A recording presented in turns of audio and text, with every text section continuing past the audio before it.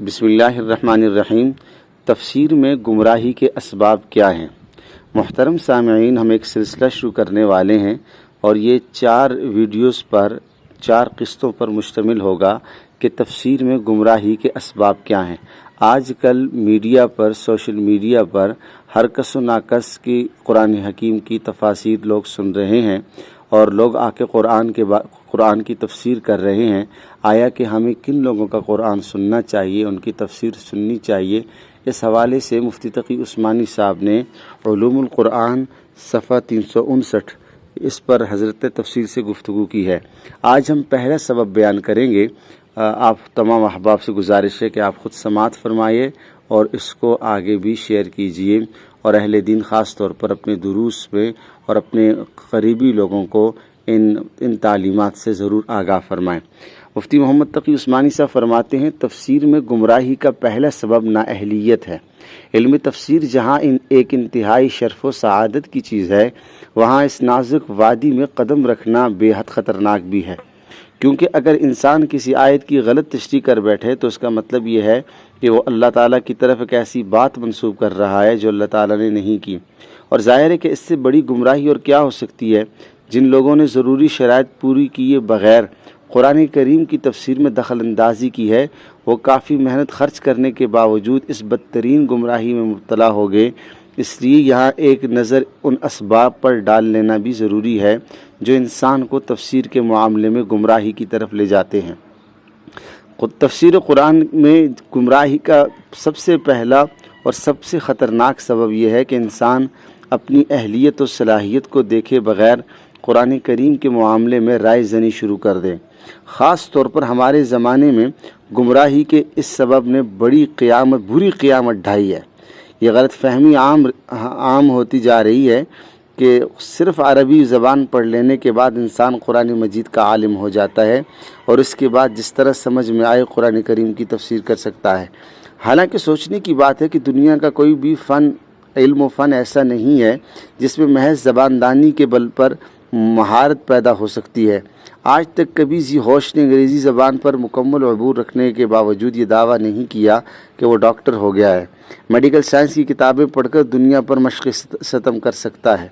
اسی طرح کوئی شخص محض انجینئرنگ کی کتابوں کا مطالعہ کر کے انجینئر بننے کا دعویٰ نہیں کر سکتا، ورنہ قانون کی اعلیٰ کتابیں دیکھ کر ماہر قانون کہلا سکتا ہے، اور نہ ہی قانون کی اعلیٰ کتابیں دیکھ کر ماہر قانون کہلا سکتا ہے۔ اور اگر کوئی شخص ایسا دعویٰ کرے تو یقیناً ساری دنیا اسے احمق اور بے وقوف کہے گی۔ اس لیے ہر شخص جانتا ہے کہ یہ تمام علوم و فنون محض زباندانی اور نجی مطالعہ سے حاصل نہیں ہوتے، بلکہ ان کے لیے سال ہر سال کی محنت درکار ہے۔ انہیں ماہر اساتذہ سے پڑھا جاتا ہے۔ اس کے لیے بڑی بڑی درسگاہوں میں کئی امتحانات سے گزرنا ہوتا ہے، پھر کسی ماہر فن کے پاس رہ کر ان کا عملی تجربہ کرنا پڑتا ہے، تب کہیں جا کے انسان ان علوم کا مبتدی کہلانے کا مستحق ہوتا ہے، یعنی ابتدائی طالب علم۔ جب ان علوم و فنون کا یہ حال ہے تو تفسیر قرآن جیسا علم محض عربی زبان سیکھنے کی بنا پر آخر کیسے حاصل ہو جائے گا؟ آپ گزشتہ صفحات میں دیکھ چکے ہیں کہ علم تفسیر میں درک حاصل کرنے کے لیے کتنی وسیع معلومات درکار ہے۔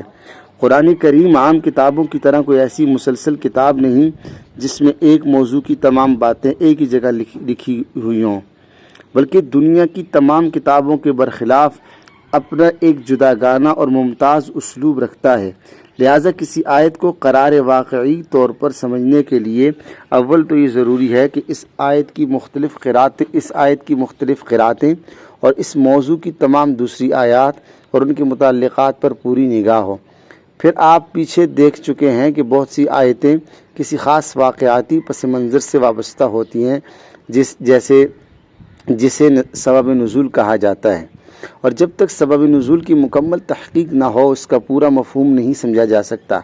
نیز یہ حقیقت بھی آپ کے سامنے آ چکی، قرآن کریم بہت سی مجمل باتوں کی تشریح و تفسیر سرکار دو عالم صلی اللہ علیہ وسلم کے ارشادات پر چھوڑ دیتا ہے۔ لہٰذا ہر آیت میں یہ دیکھنا ضروری ہوتا ہے کہ اس آیت میں حضرت صلی اللہ علیہ وسلم سے کوئی قولی یا عملی تعلیم موجود ہے یا نہیں۔ اگر موجود ہے تو وہ تنقید روایات کے مسلم اصولوں پر اترتی ہے یا نہیں۔ نیز صحابہ کرام رضوان اللہ علیہ مجمعین نے جو نزول قرآن کے عینی شاہد تھے اس آیت کا کیا مطلب سمجھا تھا؟ اگر اس بارے میں روایات کے بارے میں کوئی تعارض اور اختلاف ہے تو اسے کیوں کر رفع کیا جا سکتا ہے؟ پھر عربی زبان ایک وسیع زبان ہے جس میں ایک ایک لفظ کے کئی معنی اور ایک ایک معنی کے لیے کئی لفظ ہوتے ہیں، لہٰذا جب تک اس زمانے کے اہل عرب کے محاورات پر عبور نہ ہو کسی معنی کی تعین بہت مشکل ہے۔